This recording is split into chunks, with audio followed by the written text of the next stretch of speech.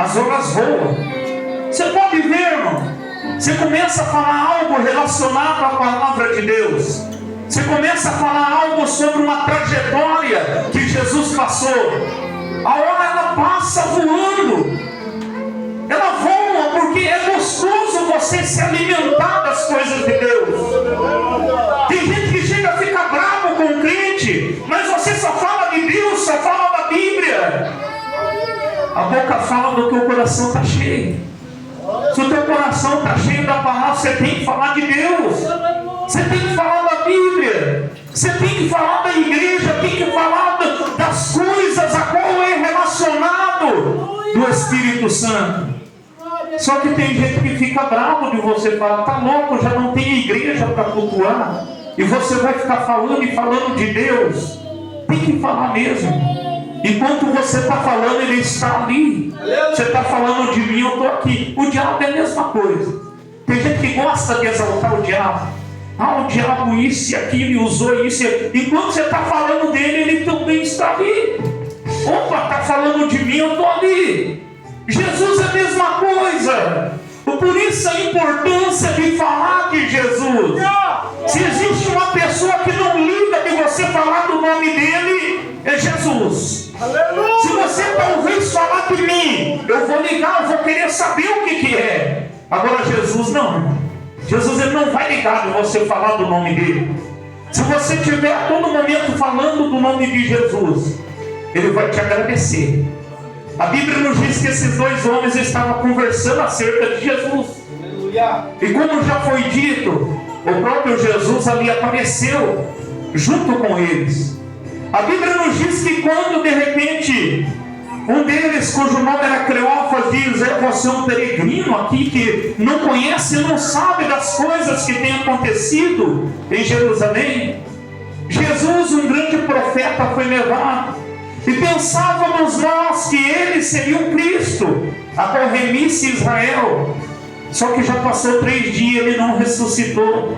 E Jesus continuou no caminho conversando com eles. A Bíblia nos diz, irmãos, que o coração desses homens ardia, porque Jesus chega até a repreender esses homens. Jesus diz: ó, geração incrédula, vocês estão incrédulos. Quem sabe o que os profetas estavam dizendo ali não seria verdade? Os que os profetas profetizaram não era verdade. Só que esses homens, a Bíblia nos diz que eles estavam com seus olhos como se tivessem tampados, para que não conseguisse ver que o próprio Mestre Jesus estava falando com eles. As situações que nós estamos assim, nós queremos ver aonde está Jesus, e Jesus está ali. Jesus está junto com nós, e nós dissemos: cadê Jesus? Que eu não ouço a voz, eu não escuto, eu não estou vendo. E Jesus está ali. O Espírito Santo de Deus, ele é sensível. Quer ouvir a voz do Espírito Santo? Seja sensível. Começa a pedir para Deus a sensibilidade do Espírito Santo. Começa a orar a Deus e falar: Senhor, eu quero resposta disso e daquilo. Você vai começar a ter resposta.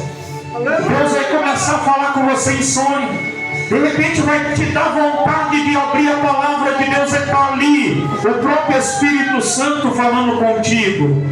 E tem gente que chega a dizer: mas Deus não fala comigo porque Deus não usou ninguém em profecia, Deus não usou ninguém em revelação. Irmão, a maior de todas as profecias e revelação é a palavra de Deus. Essa palavra é a maior de todas as revelações. Eu quero ouvir Deus falando. Abre a palavra de Deus, começa a ler ela, você vai ouvir a voz de Deus falando. Você vai ouvir o próprio Deus falando contigo. Ah não, irmão, mas eu não consigo ler. Eu começo a ler. Tem coisas que é interessante, irmão. Para você orar é difícil, para ler a Bíblia é difícil, tudo para Deus parece que é mais difícil, não parece? Porque é espiritual. A Bíblia chega a dizer que o reino dos céus ele é conquistado à força, ele é tomado à força. Mas como assim a força? É com jejum, oração, é com perseverança para herdar o reino dos céus. E tem um evangelho mentiroso aí dizendo que não, aceitou Jesus, já era, não precisa orar, não precisa buscar. Tem igreja que você vai, irmão, que já não tem mais oração, já não tem mais, é passado direto para os louvores e não tem oração, porque a oração está se acabando, o povo está se esfriando. A Bíblia nos diz que por se multiplicar a iniquidade, o amor de muitos esfriaria. E quem não tem amor por Jesus, quem não tem amor por Deus, ele não ora, ele não busca, porque se eu tenho amor por ele, eu vou querer estar tendo contato com ele. Agora, se eu não tenho amor, que contato eu quero ter com a pessoa que eu não tenho amor? Eu digo a pessoa de Deus, que eu vejo Deus como um ser que está sempre ali, ao nosso redor e nos ouvindo os nossos pensamentos. Só que quando deixamos de buscar a presença dele, eu sinto que ele vai se afastando e se afastando. Você vê, irmão, tem pessoas que deixam de ir para a igreja. Se tem culto 3 vezes na semana, ele diz, vou ir só 2 vezes. Quando vê, ele está indo uma. Quando vê, ele já nem vai mais. E você liga para ele, pastor, estava trabalhando. E de repente você liga de novo no outro dia, que hoje estragou tal coisa, é que hoje sempre tem uma desculpa, porque deixou de buscar. A frieza espiritual, ela vem em nossa vida quando deixamos de buscar a presença de Deus. E se deixamos de buscar a presença dele, irmão, não tem como nós se fortalecer. Nós comemos arroz, feijão, carne, tomamos o café da manhã para fortalecer o nosso corpo. Mas e a nossa vida espiritual? Será que temos fortalecido ela? Será que temos orado pelo menos uma meia hora todos os dias? Eu acho que não, às vezes não. Irmão, eu tenho comigo que o dízimo não é só de dinheiro. O dízimo é também do nosso tempo. Eu tenho esse pensamento. Se Deus nos dá 24 horas, pelo menos 2 horas e 40, nós tínhamos que depositar a presença dele. Aleluia. E às vezes nós vamos cultuar um culto de 1h30. Tem gente que fica, esse culto não vai acabar não. Pensando, eu vou ter que jantar, vou ter que fazer o feijão. E se esquecendo do mais precioso dos alimentos que você já está recebendo. E não do alimento carnal, mas espiritual. Jesus chega a dizer, um alimento eu tenho, e esse alimento eu vos dou. Os discípulos olham para o outro, mas ninguém trouxe nada. Que alimento é esse? Jesus diz, é essa palavra que eu estou dando para vocês. Esse é um alimento que sacia a sua alma. Um alimento que você se alimenta dele e você vai ficar saciado até mesmo por dias. Um alimento que você vai se saciar, e quando o inimigo vir com pratos, você vai dizer, não, eu já se alimentei do alimento espiritual, um alimento melhor do que esse que o inimigo tem a oferecer. Porque às vezes, irmão, o inimigo é astuto. Você pode ver, eu falo por mim, não vou falar pelos irmãos, eu falo por mim, por nós. Nós vamos ver uma mensagem no WhatsApp. Quando pegar o celular para ver uma mensagem, você responde aquela mensagem. Quando você vê, você está no Facebook. No Facebook você está no YouTube. Ou volta para o Facebook de novo ou no WhatsApp. Só que a Bíblia, a palavra de Deus, quando pega para ler, você lê ali um capítulo. Você lê um capítulo e você diz, nossa, eu li bastante a Bíblia. Os meus olhos chegam a estar doendo. Tem gente que chega a dizer, as letras é muito pequenininha, me dói o meu olho, dá dor de cabeça. Só que o celular ele põe quase que dentro do olho para poder ver. E está vendo! É assim, hoje está assim. O povo está dando mais lado para a parte, porque eu não vou dizer que o celular é do diabo, não. O celular é teu, se você tem é teu, não é do diabo. É uma tecnologia que, se você for usar para o bem, ela é boa. Só que se você não souber usar o diabo, ele vai tomando o teu tempo. Ele vai te influenciando. Ei, olha esse vídeo aí. E você olha ali às vezes um vídeo de 1h30, 2 horas, vê até um filme ali. E quando é para pegar a palavra de Deus para ler, se dedicar pelo menos uns 20 minutos, você diz, começou a me dar sono. Porque é espiritual. O celular não te dá sono. Se você ligar a tua TV para assistir a Netflix, não te dá sono. Só que é você pegar a Bíblia para você ler, começa a te dar sono. Você ficar conversando, você fica por horas e horas e horas e não te dá sono. Mas quando você vai conversar com Deus, você dobra o joelho e começa a abrir a boca de sono. Por que será? Porque é espiritual. E quando nós entender que isso tudo é espiritual e começar a repreender, porque o diabo ele age nisso. Eu fico pensando, Jesus, ficai-vos aqui que eu vou mais à frente orar. E Jesus vai e ora ao Pai, sabendo que iria se entregar à crucificação. Ele diz, velai por mim. Quando ele volta, os discípulos estão cochilando. E a Bíblia nos diz que ele dá ali um ensinamento aos discípulos, dizendo, olha, eu estou precisando, ele precisando, dizendo, eu preciso também que vocês orem por mim. Jesus estava na parte carnal ali também. Jesus 100% homem, 100% Deus. Mas a parte da carne de Jesus estava com medo. A parte da carne de Jesus queria que os discípulos ajudassem. Só que a Bíblia nos diz que Jesus indo orar, os discípulos cochilando.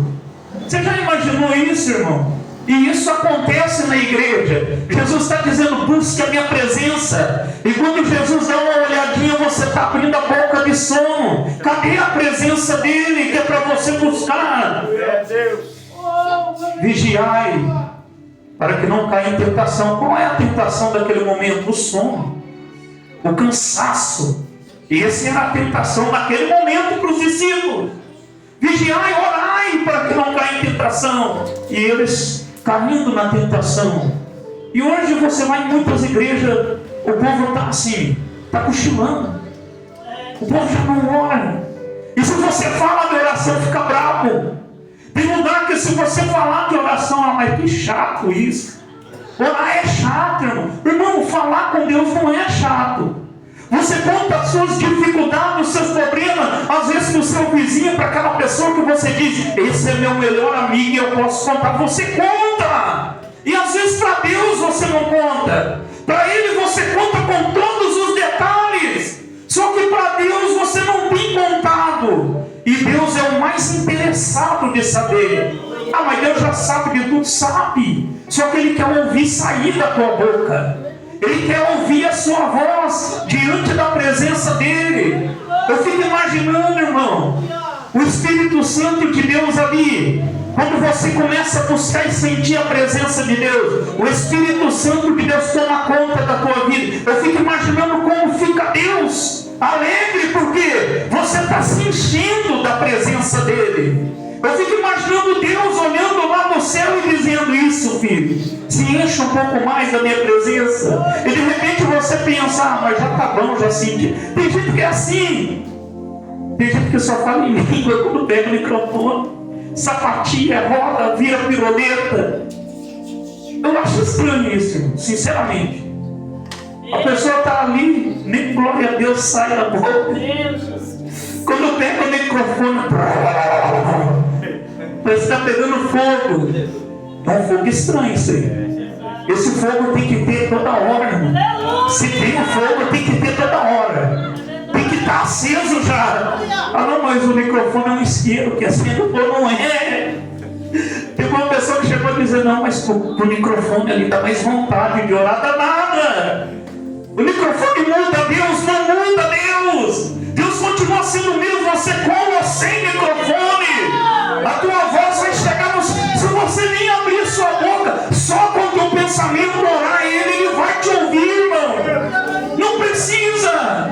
E tem gente que diz, não, mas com o microfone ali dá vontade de você dar uns pulos. Eu não sinto vontade de dar uns pulos. Sinceramente.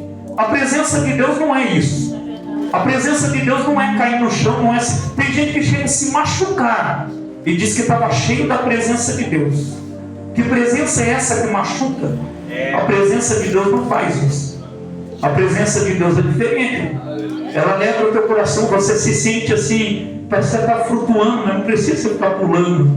Você está flutuando, mas não precisa você cair no chão para dizer que você está cheio da presença de Deus. Isso os fariseus faziam. Levantava as mãos, se arrodeava, e aquelas longas orações nas esquinas, porque o povo olhar e dizer: olha que homem santo, olha que mulher santa. Mas Deus conhece a tua vida, o teu deitar, o teu levantar, o teu íntimo, aquilo que você tem com Ele, Ele conhece. Não precisa mostrar para ninguém, pois Deus está vendo a tua vida. Deus conhece ela. Só que Ele quer se espiritualizar, não. Eu sou espiritual, irmão. Deus sabe, irmão, e Deus conhece a nossa vida. Por que Deus está levando nessa parte da palavra? Porque tem muitas igrejas que, se você for, você vê isso. Você vê. A pessoa não ora, você nunca veio no monte, você nunca veio orando. Você chega na igreja, ele está para lá e para cá, ou está no celular, ou está ali. Você nunca vê orando.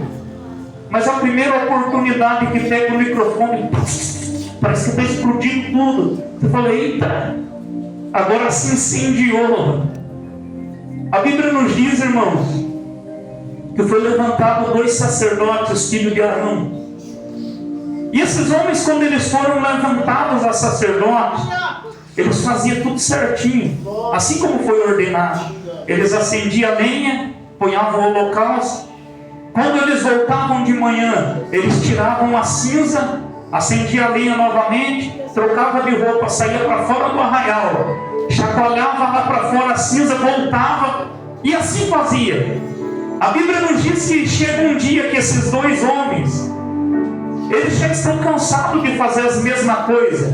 E tem gente que diz: eu estou cansado de só ir para a igreja, eu só vou para a igreja. Vigia, você está indo para a igreja, você está se alimentando da palavra de Deus. Aí esses 2 homens, eles dizem: olha, todo dia a mesma coisa, vamos acender um incenso aqui fora mesmo? Eu acho que não dá nada, não tem ninguém vendo. Eles dão uma observada, acende na tocha lá fora, vai entrando. Quando eles entram dentro da tenda, a Bíblia nos diz que o próprio Deus sai fogo do altar de Deus e mata aqueles 2 homens, porque queriam oferecer fogo estranho para Deus. E tem muitos oferecendo fogo estranho. Eu penso assim como Pedro e João: não tenho prata nem ouro, mas o que eu tenho de tudo, levante e ande em nome de Jesus do Nazareno. Você pode não ter prata, você pode não ter ouro, mas tenha a presença de Deus, que é o mais precioso na tua vida. O mais precioso que o homem e a mulher podem ter é a presença de Deus. A Bíblia chega a dizer que um dos homens ali, a qual está seguindo Felipe, ele observa os milagres, as curas que está acontecendo. Ele diz: ei, quando Pedro e João vêm, que toda Samaria já está ganha para Jesus. A Bíblia nos diz que Pedro e João vêm, começam a pôr as mãos sobre as pessoas começam a ser batizadas com o Espírito Santo. O Espírito Santo de Deus desce nessas pessoas. O mágico olha e diz: ei, vinde para mim desse poder também que eu quero. Eu pago quanto for por esse poder. Pedro olha para ele e diz: ei, o poder de Deus não é comprado com dinheiro. O poder de Deus não é comprado com ouro, não é comprado com prata. O poder de Deus é comprado no jejum, na oração, na perseverança. Irmão, tem gente que está achando que o poder de Deus é comprado com dinheiro. Um dia uma pessoa me convidou para pregar e perguntou: mas o irmão não cobra para pregar, né? O quanto você cobra? Eu falei: nem vou pregar lá.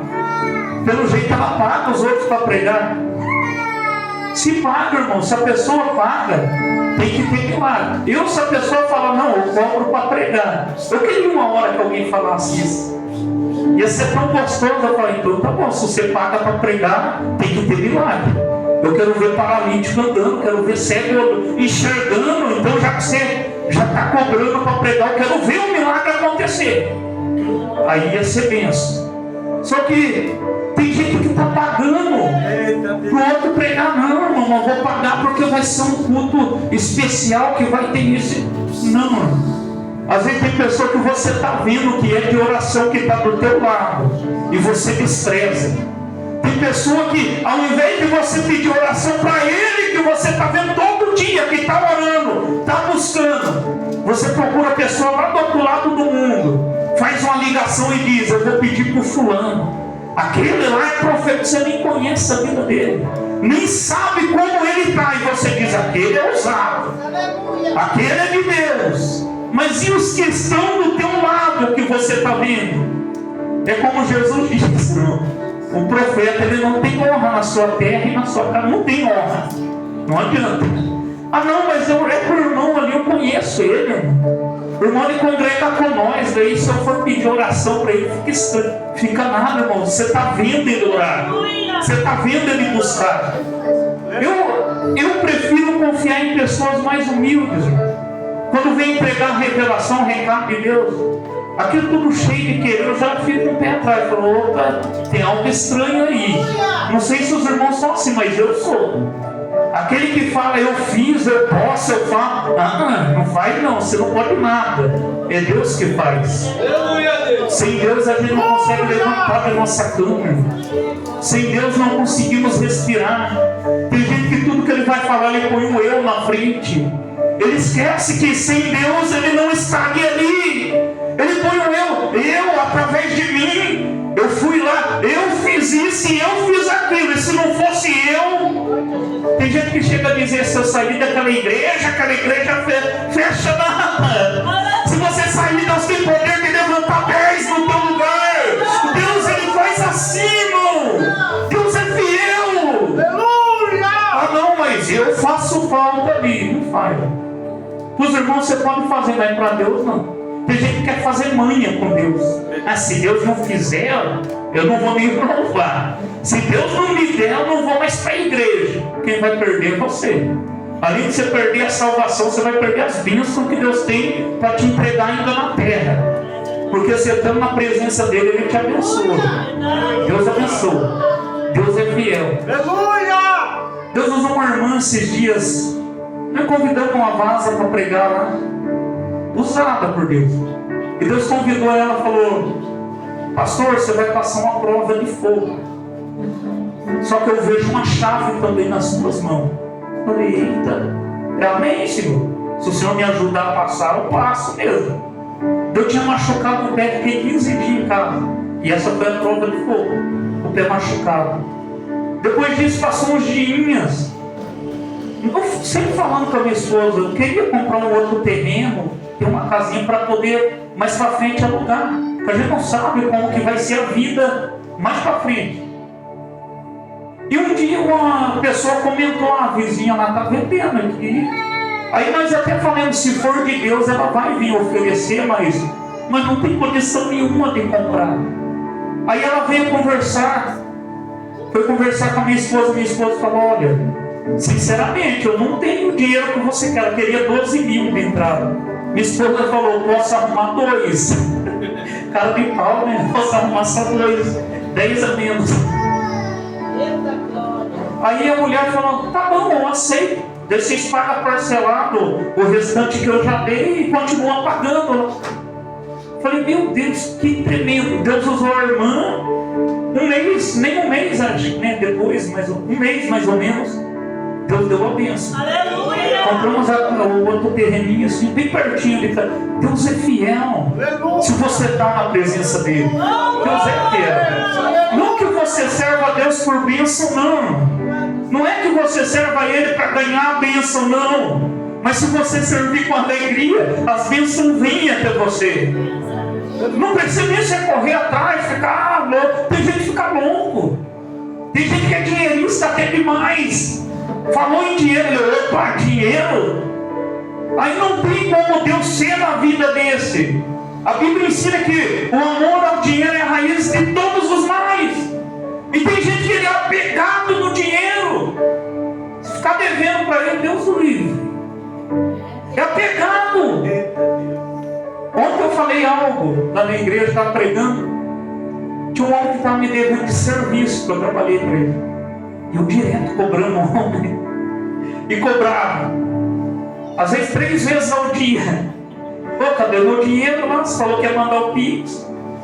Cadê? E cadê? Coitado do homem. Aí eu fui orar com a minha filha. Eu falei: ora aí então a oração do Pai Nosso. Ela orando. A oração do Pai Nosso. Daí ela perdoa as nossas dívidas, assim como perdoamos os nossos devedores. Nossa, o Espírito Santo de Deus tocou profundo no meu coração. Eu tinha acabado de cobrar o homem a última vez antes de orar com ela. Aí eu falei, Senhor, por mim está perdoado, não vou mais cobrar ele. Se ele quiser pagar, ele paga. Se não quiser também, estou nem aí. Aí não cobrei mais, irmão. Faz uns 6 meses já que eu não cobro mais ele. Esses dias atrás, ele disse, César, eu não esqueci de você não. Eu vou mandar um Pix para você.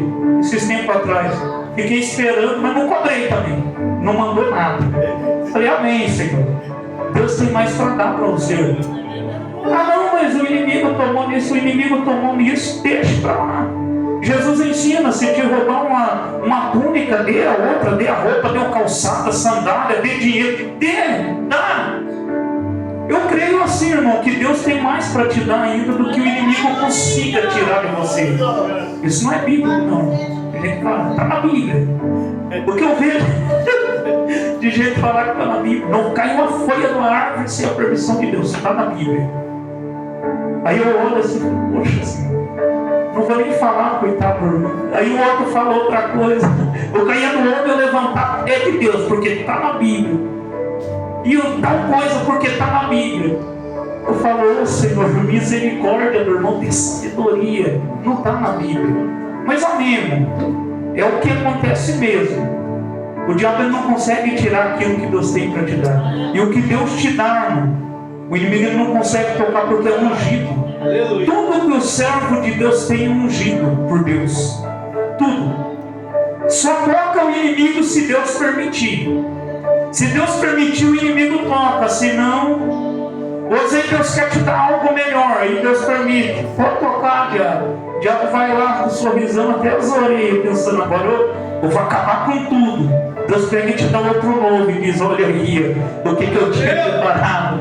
Aí o Chico Tripa fica doido, destruir um, ele tem outro novo. Porque Deus, ele é assim.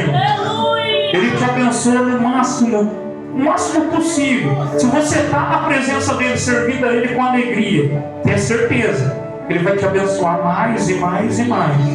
Tem gente que chega e diz, eu já vi o outro pregando dizendo que está na Bíblia que os ricos não vai subir para o céu. Não, irmão. Abraão era um homem rico. Jó era rico, servo de Deus rico.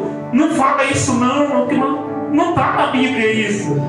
A Bíblia ensina que é difícil um rico herdar o reino do céu, mas não é impossível. Ah não, mas o camelo no fundo não é a agulha, aquela agulhinha pequenininha e o camelo. O fundo da agulha era um portalzinho pequeno. O camelo podia passar? Claro que podia. Se ele se espremesse ali, ele passava no fundo da agulha. Onde tinha aquela portinha pequena, ele passava espremido. O que Jesus estava dizendo era isso. Não que está na Bíblia que os ricos não vão herdar no reino do céu, não. Porque ricos somos nós, da presença de Deus. Imagine isso, irmão. Eu fico imaginando isso, mansão celestial, rua de ouro, muro de jaspe, você pisando de ouro, mano. Quem sabe você nunca teve nenhuma aliança de ouro aqui na terra. Chega lá no céu, você pisando em ruas de ouro, você contemplando diamante, muro de jaspe, todo tipo de pedras preciosas, em todo canto. E você dizer, agora sim eu sou rico. Rico é quem tem a presença de Deus. A Bíblia ensina, irmão, que o miserável, cego, pobre e nu é aquele que tem aqui na terra, mas é pobre da presença de Deus.